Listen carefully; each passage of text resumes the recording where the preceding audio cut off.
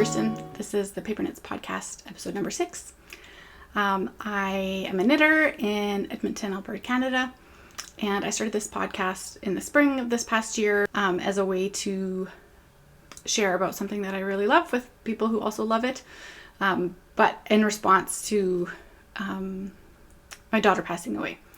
So my daughter passed away in December last year, and knitting has been a really important part of that grief process for me, and was already a really important part of my life. And so being able to talk about it and kind of geek out about it with other people who also love to knit has been really special for me. And I really appreciate everyone who has tuned in previously.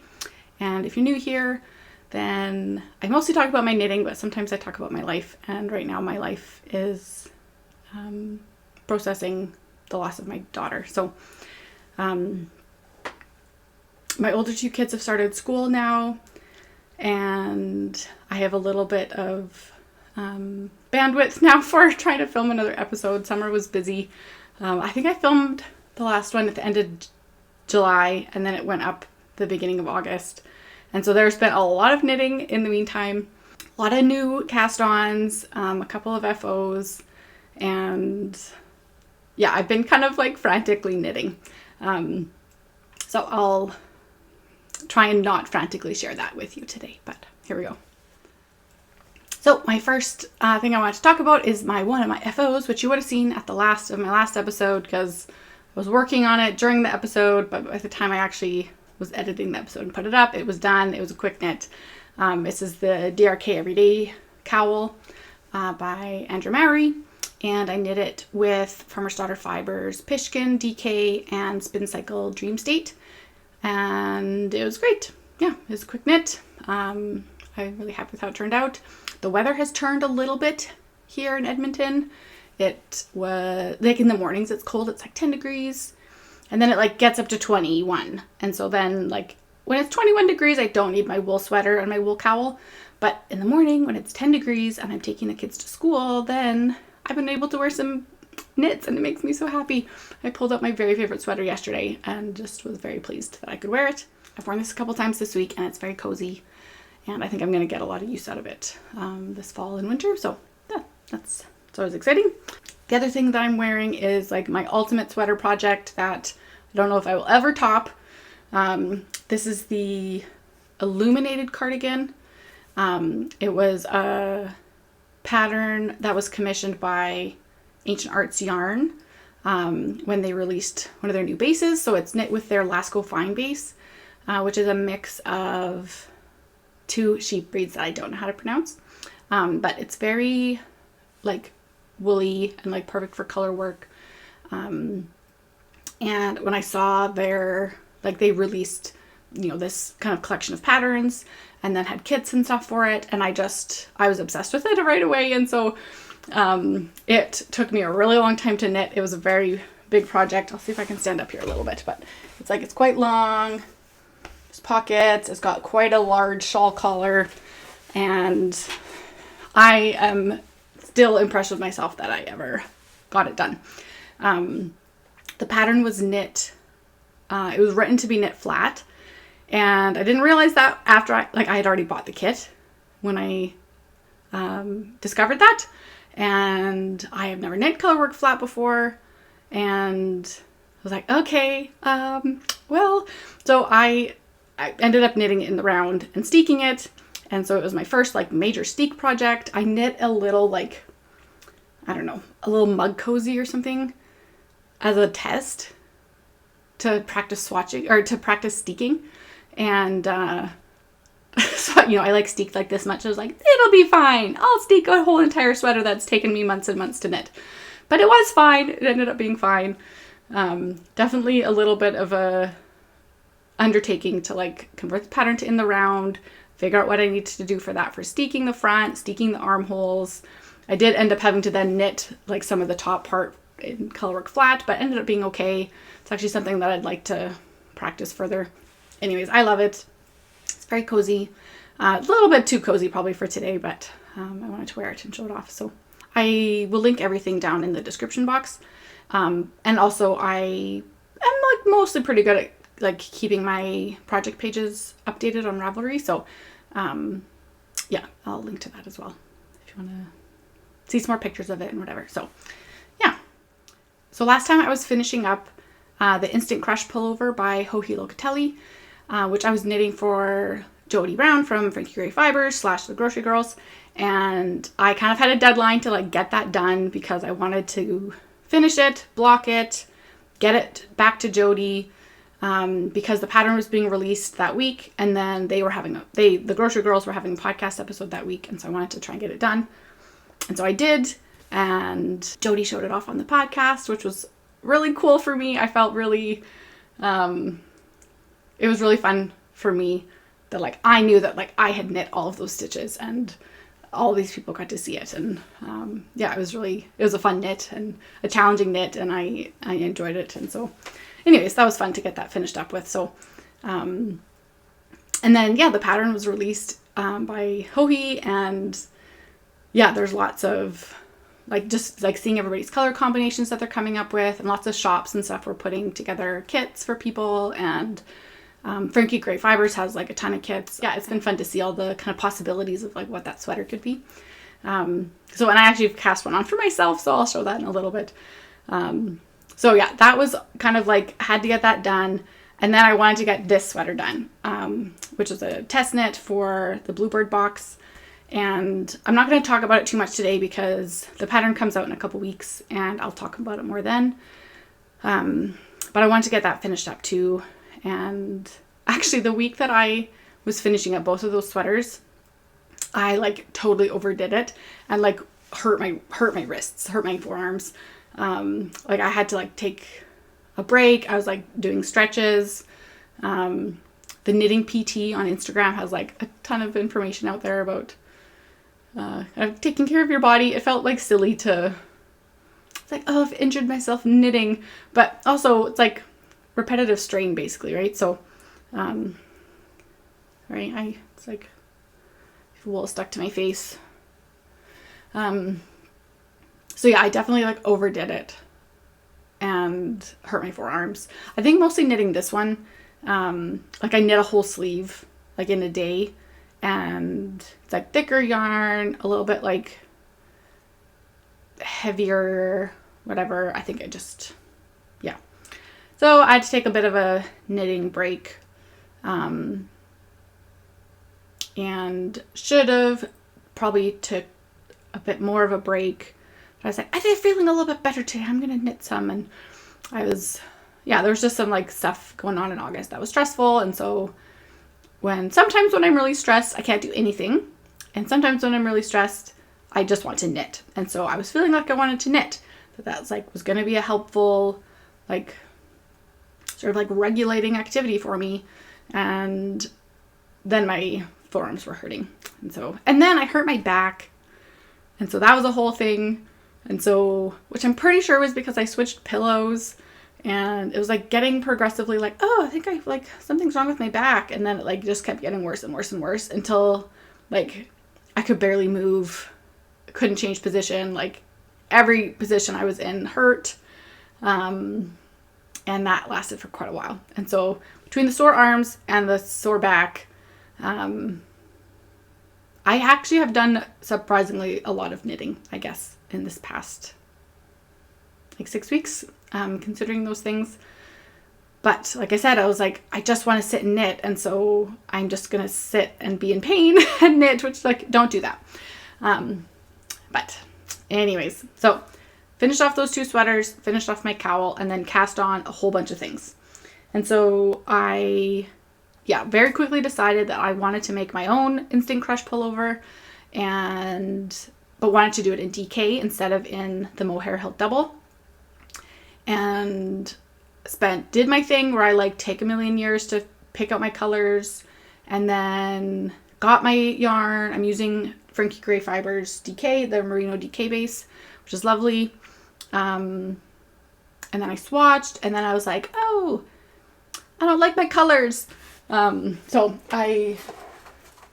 these are what I picked out.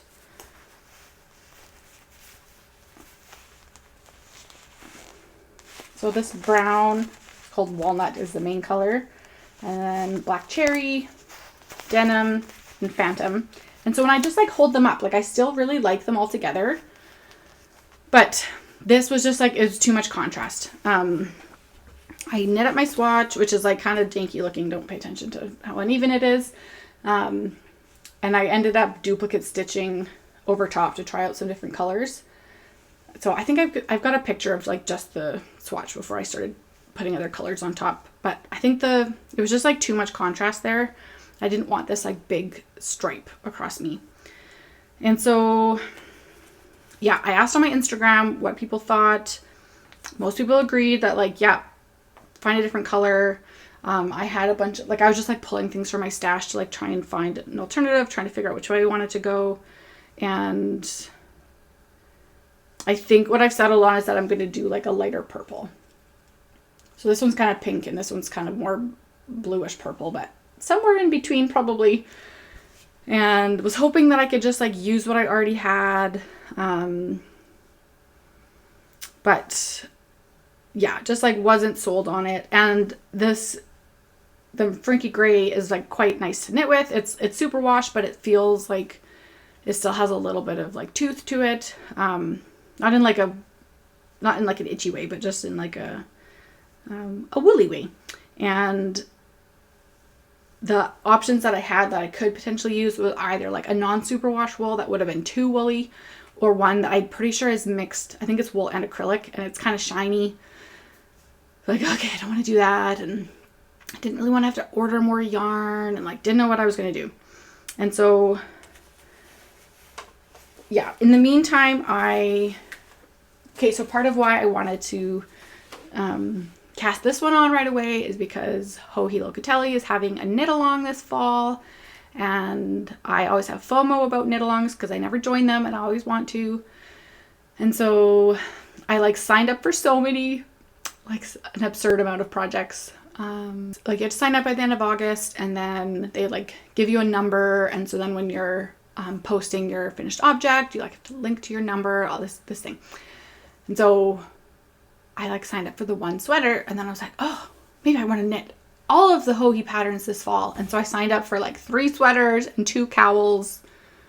I think a hat. Like I'm not going to do it. I probably won't even finish one of them, but I wanted to be a part of the thing. And so part of it was then that there was like a cast-on party, and so Joji went live on YouTube with her, like on her YouTube channel, and just like talked about the knit along, and you know there's like the live chat going, and so I cast on the sweater during the cast on party, and I got this much done. So I got the collar done, got the short rows done, started on the color work. There's like one more color work section to go before it gets into the color that I'm gonna need, but I thought I would just get going. I haven't touched it since. And currently what my plan is I am going to try and dye this color, like dye this yarn a different color. And so, because I feel like, well, I might as well, I've already bought it. If it doesn't work out, I'll just order more yarn from Frankie Gray. They have a ton of colors. But I found, a supplier, I guess, online from Canada who sells like sample packs basically of a bunch of different yarn dye, and picked out a couple colors. They could like put it letter mail. It was going to be cheap shipping, small amounts. I'm not like committing to this whole big new hobby, which is like, I've come close many times to being like, I'll just learn how to dye wool. But yeah, I'm not jumping all the way into that. I just want to test it out.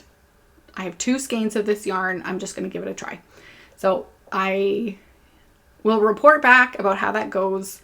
I don't have super high hopes about it. But I figure I might as well try. You know, it was like a $5 fix to like try and over dye this yarn to a color that would fit the sweater better. And if it doesn't work, then I'm out $5, and I'll just order some different colored yarn from people who know what they're doing. So anyways, I think knitting this sweater the second time, I've never knit a sweater more than once.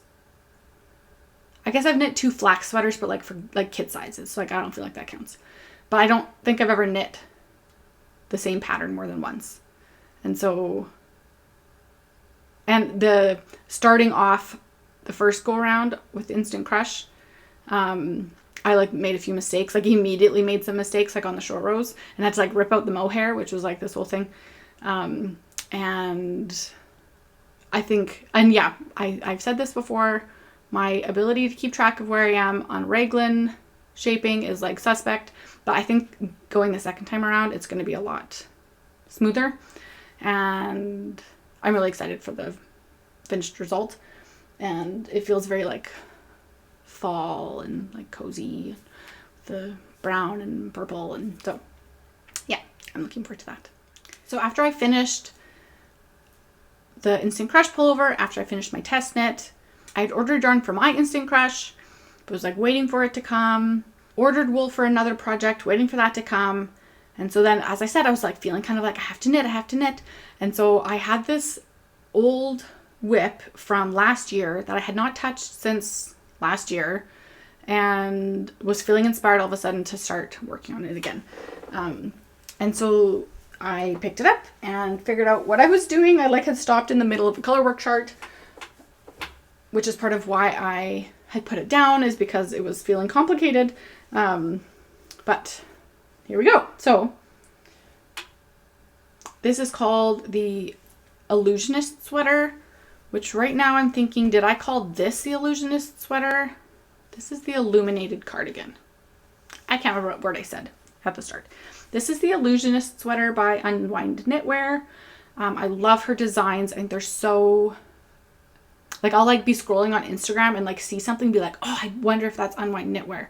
And then it is. It's like, she has a very particular look to her patterns, but not in like a repetitive way. I just find them really interesting. So this one, it caught my eye, and this is my second cast on of hers. I also have another languishing whip that is, my gauge is like so off, and it's gonna be way too small for me, so I stopped. But maybe I'll be inspired to pick that up again this year too. I had bought yarn for this at a fiber festival here, because I wanted to see things in person to like try and like figure out the fade. And so it's 5 colors, and the like main part of the yoke is like quite like low contrast. And yeah, so I had like picked out these colors at the fiber festival. You might have caught from what I have said already today and in all my other episodes is that it like takes me a long time to pick colors. I like have my spreadsheets, and I have my like copy and pasted pictures so I can like rearrange all the colors and like figure out what I need. And so the fact that I picked these out in person, and then that I was happy with what I picked was like a big deal. So I had just split for sleeves when I put it down last fall. And then, so I finished that off, and I started on an arm, and I think that I've just finished, yeah, I finished the color work section on the arm, and so then just finished the fade for the sleeves. And yeah, this is another one too that feels very like fall and cozy, and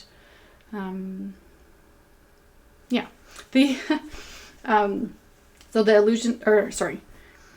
Instant Crush pullover that I knit for Jody was like bright pink, which I don't know if you can tell, but I'm not a bright pink person. I'm like a brown and gray person. So it was like super fun to knit because it was like colorful and different than what I would have like been picking out for myself.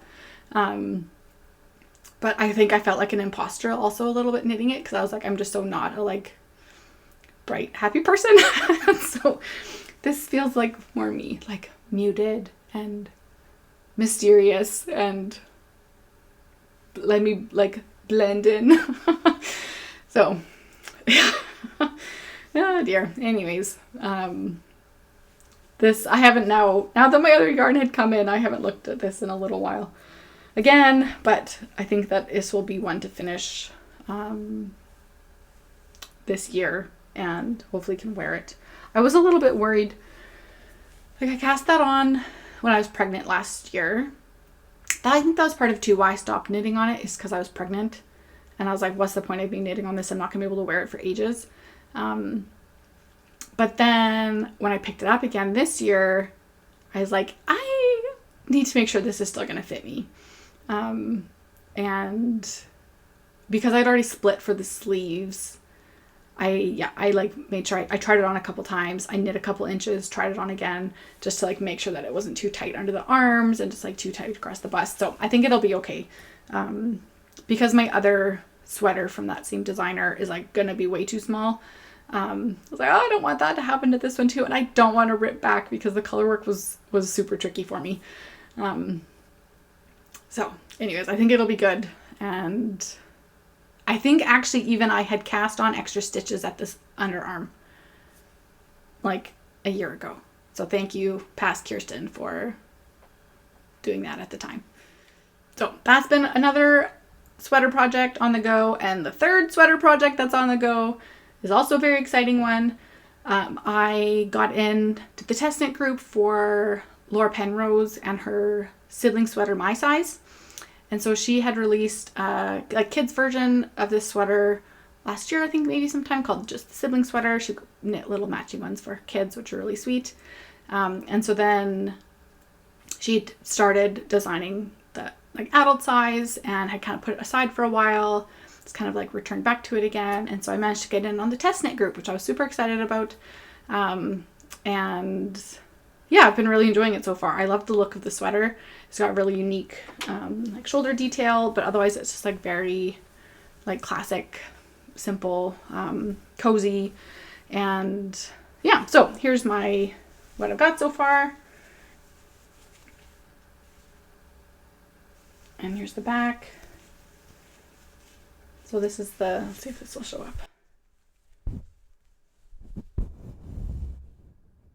A nice shoulder detail there. It was so fun to knit. It's so simple, but I think it's just like really high impact, like visually. Just that kind of like added interest. And yeah, it was fun to knit. And yeah, I'm quite happy with how it's turning out. So I'm using Sandnes Garn Peer Gynt for this one. And I had a couple balls of it at home because I had started knitting like a little baby set for Beth in it. And I'd actually knit like little bloomers. Like, I think that's what they were. Actually, I'm just going to grab them because they're cute. This is like the little, it's like a little diaper cover kind of thing. And there was like a matching sweater and like matching booties and stuff, which I had started on the sweater and didn't finish it, and then it hit the fan. And anyways, I had this thing in my mind. Okay, this is a whole other story. I want to do an episode where I just like show off all the things that I knit for Beth, because knitting during my pregnancy was really important. I was really excited to knit for her, and that was one of the things that I was excited about knitting. But I had this thing where I wanted to put her in like non-super washable, which I knew that babies just like poop on everything and spit up on everything. Why would I do that? But I just love the idea about this like very woolly, cozy, temperature regulating, like whatever. Anyways, I happen to have this ball, some leftovers of this Peer Gynt, and started swatching with that to see if that's what I wanted to use for this sweater before I ordered all of the yarn. And yeah, I think, well, actually what I remembered from it is that it was a little bit like rougher than what I was maybe wanting. But then once I started knitting it again, and after I washed it, I guess, because I never blocked that. Like I didn't swatch for that, the little baby project, and I hadn't washed that.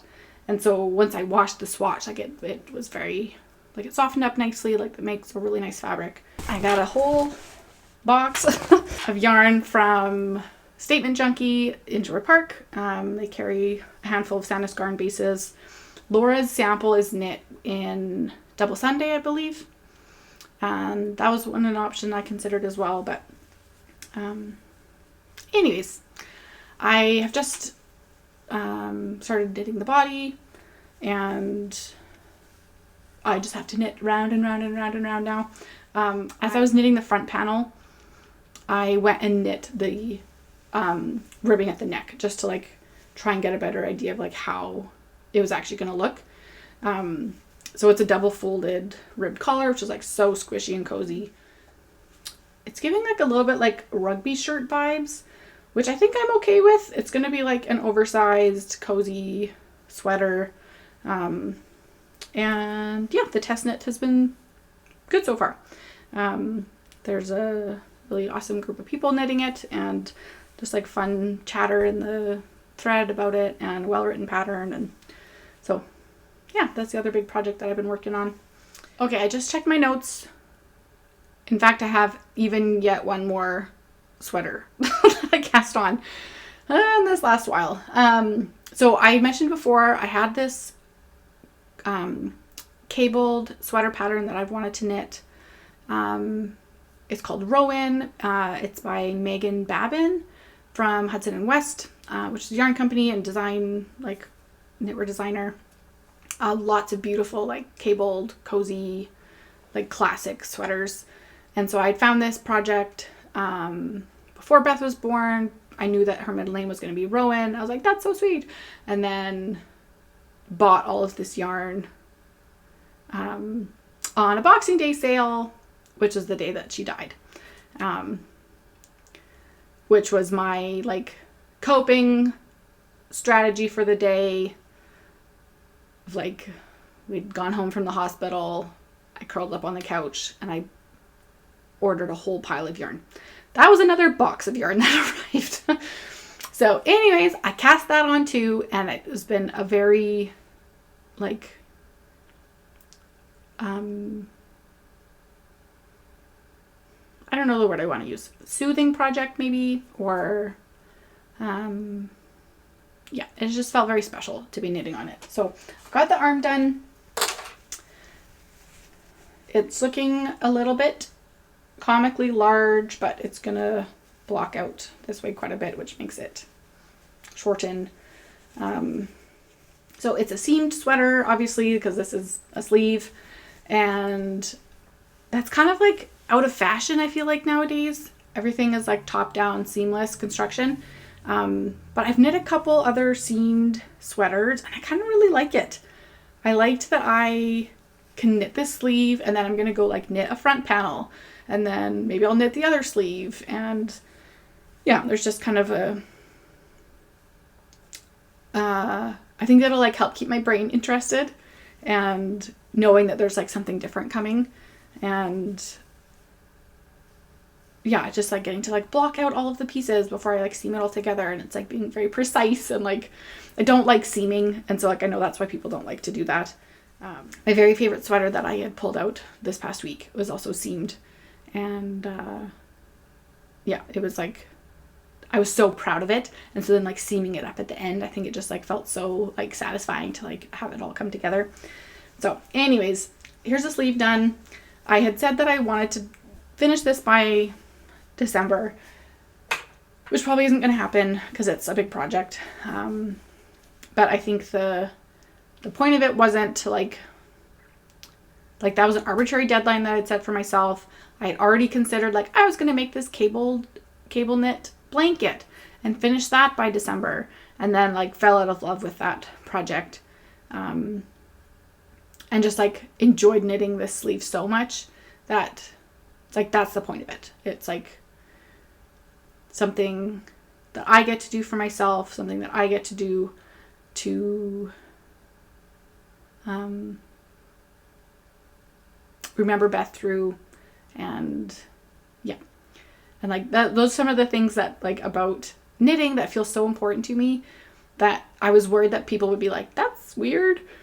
And I really appreciated all of the people who have reached out to me and like shared their similar experiences of having something like knitting helping them through a difficult time in their life. I think having that kind of reflected back to me from other people about like them also appreciating and like understanding so deeply about like why something like knitting, creating with your hands, can be so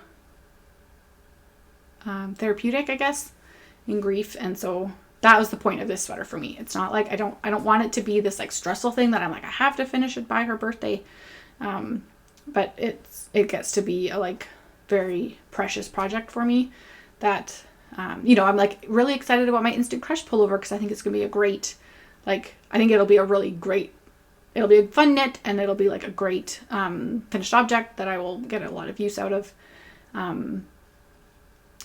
and like enjoy the process of knitting that too, but it just feels a little bit different, right? And so anyways, this one's very woolly as well. It's knit with Briggs and Little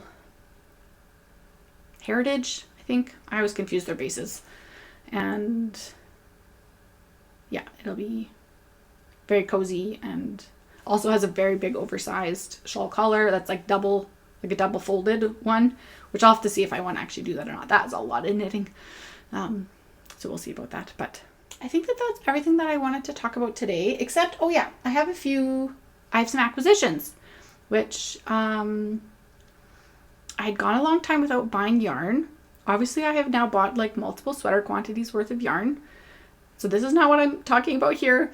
These were some special skeins that I got and that don't have a project in mind, that are just fun. So in July, some of my in-laws went to England and went to Bath. And so I asked, like, if you maybe happen to like maybe be close to this store called Wool in Bath, like maybe you could pop in and like buy me some yarn. And so I follow them on Instagram.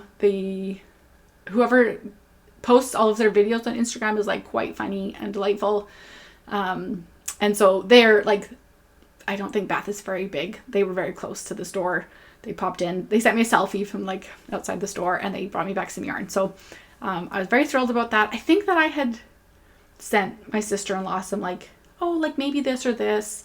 I'd looked through their website to like see if there's certain things that I knew I wouldn't be able to get here. And so one of them was, so it's called Worth Mill Yarns from Woolly Knit. It's very woolly, and that's my favorite word today apparently, is woolly. I think it's DK weight. This is the color Harvest. So I don't know what it's going to be. Probably, I shoved my face into the wool and now it got stuck to my nose ring. I'm not sure what it's going to turn into. I'm thinking part of a shawl.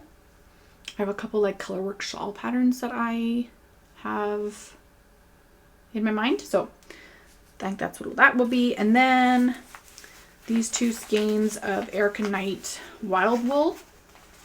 Yeah. And so this is 85% wool, 15% viscose from Nettle. And yeah, just like my exact colors, like blue and purple. Great. Also don't know what this is going to turn into, but that was a very fun surprise. And my sister-in-law just kind of like handed me a paper bag, and I opened it and I was like, it's wool. I was like so happy. So thanks, Katie and Joel. I appreciate it. Okay, and then the other things that I bought that were not part of the like giant amounts of sweater quantities that I bought, I took my kids to the Calgary Zoo in August. That was one of the like things I wanted to do this summer. Last time we went, they were like 1 and 3, I think, and now they're 5 and 7. Like, they just could experience it a lot more. I'd gone down to the zoo, went with my parents, and then the zoo is very close to Stash, which is a beautiful yarn store in Calgary. And my brother happens to work a couple doors down from Stash. And so we went to go visit my brother, and then I was like, I'm just gonna go to the yarn store real quick. By that point in the day, like, I had warmed up quite a bit. The zoo had gotten quite busy. I was feeling like quite like, oh my gosh, from like being at the zoo with small children. Anyways, I like popped into Stash, and it was just like, it was like calm and quiet and cool and like friendly staff. And I just like wandered around the shop for like 5 minutes because I just like, my family was waiting for me and the kids were not calm and cool. And so I just like zipped around the store a little bit and impulse bought a couple skeins of yarn. And I'm just thrilled with them. So the first one is this Lily and Pine skein. This is their Sunflower DK Alpaca Merino Yak. Lots of Lily and Pine is like very like neon-y, but like pastel kind of neon-y, I want to say. Again, I'm not a happy person, and so this was like blue and purple and muted, and so anyways. And then this one is by Yuriko Oki, who had done a pop-up at Stash